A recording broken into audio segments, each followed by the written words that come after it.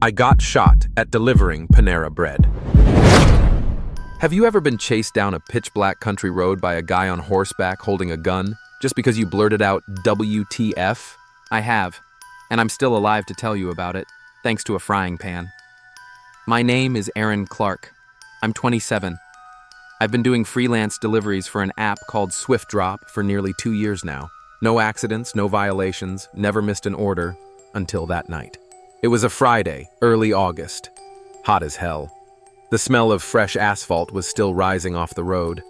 I had picked up a Panera Bread order in Glen Haven, headed to a customer's house in Rose Ridge, about a 25-minute drive. Everything felt normal until I turned onto this back road, completely empty. Route 184. Locals call it Bareback Road. At first, it was just dust and this glowing strip of red-orange sunset stretched across fields of dry grass. Then I saw it. A long line of cars ahead, all crawling, way too slowly. I figured maybe there was a crash or some road work, but as I inched forward, I started hearing something that didn't fit. Hoofbeats. Took me a few minutes to squeeze through the crowd. That's when I saw them. 3 guys on horseback, just casually riding right down the middle of the road, blocking both lanes. No cops, no warning signs. The guy in the car ahead of me stuck his head out and yelled something at them. They just laughed, loud. Something was off. I felt this weird chill, not because of the weather, but because of the silence. Dozens of cars, nobody honking, nobody shouting, just eyes, tense, focused, watching these 3 riders. Like everyone knew something was about to go wrong. I stayed behind 2 pickup trucks. After a while, both of them gave up waiting. One by one, they swerved off the road into the dirt shoulder on the left and pushed through. Then it was my turn. Problem is, I drive a Hyundai Sonata, low to the ground, not made for ditches or loose gravel. I tried to squeeze past like the trucks did, but one of the riders kicked his horse into a charge and cut me off. He was grinning, waving his arms around like it was a game. I rolled down the window, tried to sound calm. "Hey, I really need to get through. It's an emergency. Can you please let me pass?" His answer? "Shut the hell up, you little bitch!" I froze. Not because of the insult, but because of how he looked at me. Zero hesitation, just twisted amusement, like he was enjoying my fear. I tried a few more times. Each attempt, same thing, blocked, toyed with. On my final try, I hit the gas a bit harder, then had to slam the brakes because I was about to crash into the side of his horse. The window was still down. I yelled, "WTF, man?" One word, just one. Too much. He jerked the reins hard, swung his horse in a circle, and jumped off. Then he reached to his belt and pulled a handgun. Everything went quiet. No wind. The sky turned this eerie mix of purple and orange, like a warning. He walked slowly toward me, step by step, like a cowboy in a spaghetti western. And then, in a low, even voice, not shouting, just stating a fact, he said, "I should blow your damn head off right now." I froze. My hands were trembling on the steering wheel. The window was still down. He was less than 5 meters away now, his shadow stretching across the cracked, yellow, dusty asphalt. And his eyes? Not angry like I expected. They were amused. That twisted kind of glee that makes your skin crawl, like he was savoring the moment he got to play God with someone's life. The other 2 guys? Still on horseback. They moved forward slowly, flanking my car. One was chewing gum. The other casually stroked his horse's mane, whistling a quiet tune. Their eyes gleamed with a strange red, maybe from the setting sun behind them, or maybe just the brake lights from the car ahead. I couldn't tell anymore. I snapped the window up, hit the lock button on all the doors. My heart was pounding like a war drum, and in that moment, only one word existed in my head. Run! My grip on the wheel tightened. It felt like the only thing keeping me from losing it completely. I didn't know if he was really going to shoot, but I did know this. I couldn't sit there and wait to find out. I glanced left. There was a concrete drainage ditch running alongside the road, maybe half a tire deep, scattered with gravel and dry weeds. A truck might have handled it just fine, but my Sonata, I wasn't so sure. He took another step, I could hear the crunch of his cowboy boots on the asphalt. Closer. Closer. His hand still hovered near the gun. I slammed the gas, pedaled to the floor. The front wheels twisted sideways. The body of the car lurched toward the ditch. Crack! The right wheel slammed against the edge. The left wheel shrieked like it hit bone, but the car kept rolling. I surged forward. Behind me, the guy shouted something obscene. Then, boom! A sharp metallic thud. Loud. Close. Like someone had smacked the trunk with a hammer. The car tilted. Gravel sprayed against the windows. But I didn't let up. I kept going, barreling down the ditch like a lunatic, until I could cut back into the traffic line a few dozen meters ahead. Sweat soaked through my shirt. My throat was dry. I could hear my own breath echoing in the cabin, blending with the engine's groan as we bounced through the potholes. Only when I cleared the horseman did I let out a real breath. I swerved back onto the road, just far enough to rejoin the moving cars. A few drivers leaned out their windows to stare at me, like I'd just rolled off the set of some cheap action movie. I thought about calling 911 right then, but my hands were still shaking. So I pulled over, about 100 meters ahead of where it all happened, reached for my phone. Before I could even dial, I glanced into my rearview mirror. My heart dropped. He was chasing me. Still. On horseback. No joke. The guy was full speed galloping down the middle of the road, gun still in hand, hair flying in the wind. He didn't yell, didn't say a word, just stared me down through the cloud of dust and smiled. I screamed into the phone. "He's chasing me! On a horse! With a gun! He just shot at my car!" The dispatcher's voice came through calm, firm. "Mr. Clark, I need you to stay calm. Can you describe the suspect? You said he's on a horse, armed." "I'm not kidding. He's on a horse, chasing me down a country road with a gun. He just shot at me, less than a minute ago." I had to jerk the wheel again. Hard left, into another ditch, this one even deeper than before. The car jumped like a dying deer. I swerved past 3 compact cars clinging to the shoulder. He was still behind me, yelling something at the other 2 guys. I couldn't make it out, and I just kept going, dodging through ruts, swerving past cars, running on adrenaline and raw panic. Only when I saw the sign for Highway 521 glowing faintly through the haze did I believe I might make it out alive. I veered hard right. The car skidded onto the shoulder, came to a shaky stop in front of a tiny gas station called Red Pine Fuel.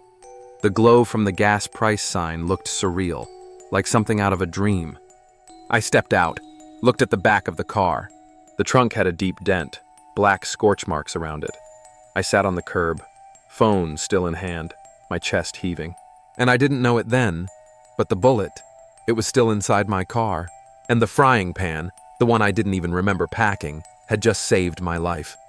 The AC in the patrol car blew steady and cold, but I still felt like I was sitting in the middle of a desert.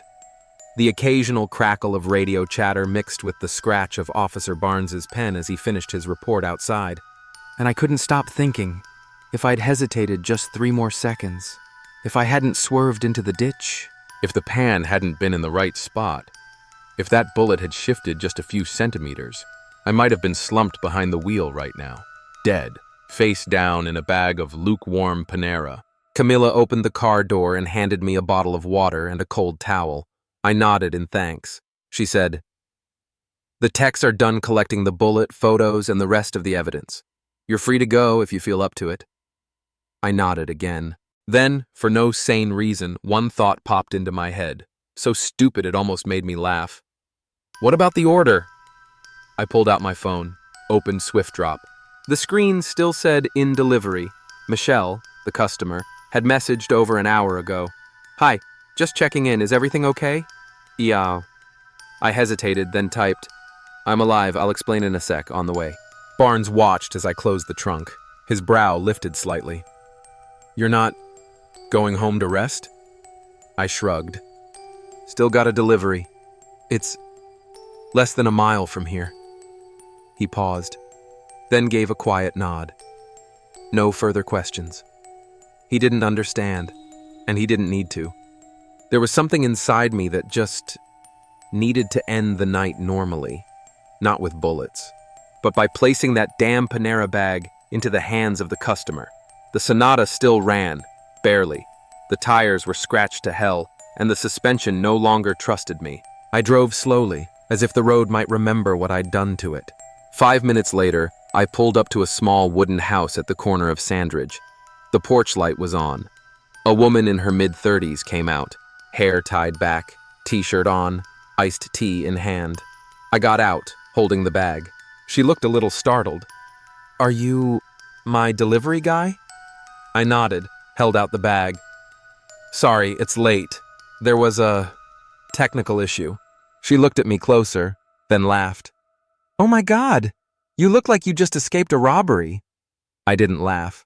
I just nodded, then said, like I was reciting someone else's line, "I was chased, on horseback, by a guy with a gun. There's a bullet in my car, and my aunt's frying pan saved my life." She blinked. No laugh this time. I exhaled. "Here's your Panera. I'm not sure it's the right order." She opened the bag, frowned. "Oh, this is chicken sandwich. I ordered broccoli cheddar soup." I leaned back, head resting on the car door, eyes closed. No words left. After a moment, she smiled softly and pushed the bag back toward me. "It's fine. I'll just order again. What matters is, you're alive, and you still made the delivery." She pulled out her wallet, handed me a $10 bill. "Tip for the frying pan and your bravery." I laughed. For real this time. "Thanks, Michelle. Thanks for not asking any more questions." She waved as I turned back to the car, then called after me, "You should write about this. Post it somewhere. Someone out there might need a reason to believe in a frying pan." On the way back, it was fully dark. The car clattered and groaned. The dented trunk seemed to sigh in relief. I didn't check my messages, didn't open the app again, just listened to the wind, and that one question echoing in my mind, would anyone even believe me? I just drove, on autopilot. Not fast, not reckless, but not really present either. I didn't know if I was tired from almost dying, or just exhausted from surviving and still having to explain myself. When I pulled into the apartment complex parking lot, I didn't get out right away. I sat in the driver's seat for a few more minutes. Sometimes, just sitting still is the only way to keep moving. Then my phone buzzed. Swift drop notification. I opened it, and right there, bolded at the top, contract violation notice. Your account is under review for possible deactivation. I had to read it 3 times. I tapped into the details. Delivery delayed over 3 hours past expected time. This is a violation of Clause 5.2 in the contractor agreement. Your account is under review for deactivation. You may submit an appeal here. I laughed. Not the relieved kind. The dragged myself out of a flood only to be handed a towel for the car kind. I hit the appeal button, typed up a report. A few seconds later, an auto-response form popped up. Would you like to cancel this delivery? We recommend canceling if you feel unsafe. I nearly yelled into the phone. I finished it! I almost got shot, and I still finished! But no one was on the other end. No real person, just a system logging emotionless responses. So I started writing the appeal. Line by line, horse, gun, ditch, frying pan. I wrote it all, not as a story, but as a defense for why I dared to survive too long to deliver a Panera order 3 hours late. By the time I hit submit, it was close to 11 p.m. I leaned back, phone still glowing in my hand. A new email popped up from Swift Drop Security. We regret your recent experience. However, our system must adhere to strict delivery time standards to ensure customer satisfaction. Orders delayed beyond 180 minutes are automatically flagged. I stopped reading. No mention of the bullet. No question about the armed pursuit. Not once did the word horse appear, as if it never existed in their incident protocol. I didn't feel angry. I just felt cold. A system smart enough to track my location, count every delayed minute, and send a warning seconds after the order was dropped. But not smart enough to realize I had almost been shot in the head. The frying pan still sat in the trunk. The car was dented, scraped, and burned like a scar. And me? I was sitting there, writing an appeal just to keep my right to deliver food. For the wrong order, delivered 3 hours late, after almost dying. And the funny thing is, I was defending myself for finishing the job. A job that the system itself had advised me to cancel for safety reasons. I didn't cancel. I chose to do the right thing. And that was my mistake. When I submitted my second appeal, this time with full written details and photos of the bullet, I got a call. A woman's voice on the other end, polite, fast-talking, and unreal. She said she was from Swift Drop's contractor security department. We're sorry you had a negative experience. However, our AI system automatically flags orders delayed beyond 180 minutes, so your account is currently under temporary review. You won't be able to accept new orders at this time. I asked, "What about the part where I almost got killed?" "Yes, you can submit police documentation and supporting materials for review." I asked again, "So if I had canceled the delivery right when I got blocked by 3 armed guys on horseback, what then?" "In that case, the system wouldn't have flagged the order. Canceling for safety reasons is always encouraged." I went silent for a beat. Then I asked my last question. "So, my mistake was what? Not canceling? Or not dying fast enough?" She didn't respond. Maybe she didn't know how to. Or maybe she was just another cog in a machine that wasn't built to deal with stories like this. That night, I sat on the steps outside my apartment. My car rested beneath a pale yellow parking lot light. The trunk was still dented. The bullet had been collected by police, but the black scorch ring remained. I didn't turn on the TV, didn't open Swift Drop again. I just set the frying pan on the table, wiped it clean, and left it in the center of the room, like a silent medal of survival for gig workers in a world that doesn't have a setting for exception. An hour later, I got a text from Swift Drop. "Your account is now under further review. Additional time is required to complete the evaluation process. Thank you for your patience." I leaned back, exhaled, smiled faintly. Maybe what they really needed was more time to redefine what on-time delivery means when your driver has to dodge bullets by diving into a ditch. That night I dreamed I was back on that same road, the 3 riders blocking the lane, Trey, still with that gun hanging low on his hip. But this time, I wasn't driving a car. I was riding a giant frying pan, flying through the air like a stainless steel UFO, and I screamed at his face, "On-time delivery, you idiot!" I woke up laughing in the dark.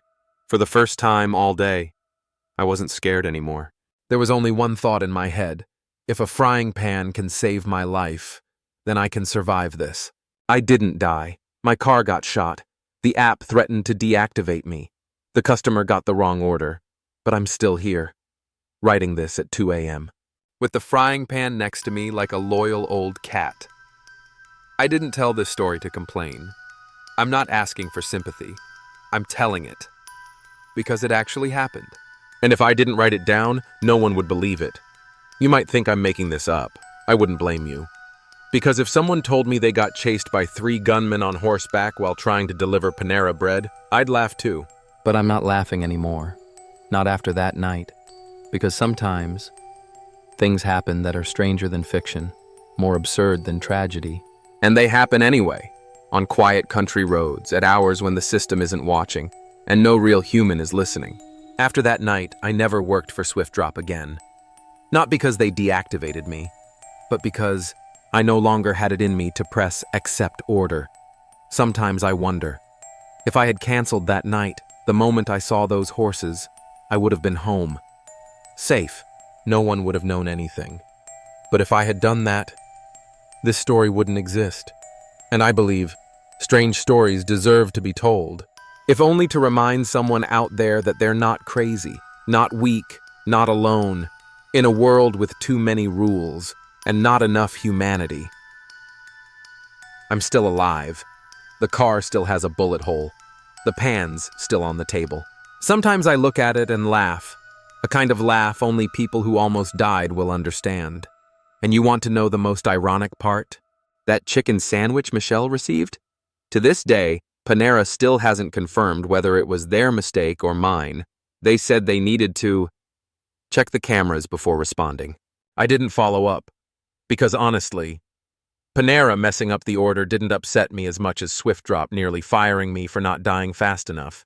You can call this story funny, or a modern tragedy, or a weird warning for every delivery driver out there. If 3 men on horseback block your way, don't argue. Don't be polite. Don't try to do the right thing. Just turn around, or pull out your phone and hit cancel order. And if you've got a metal frying pan at home, don't throw it away, because who knows, it might save your life someday.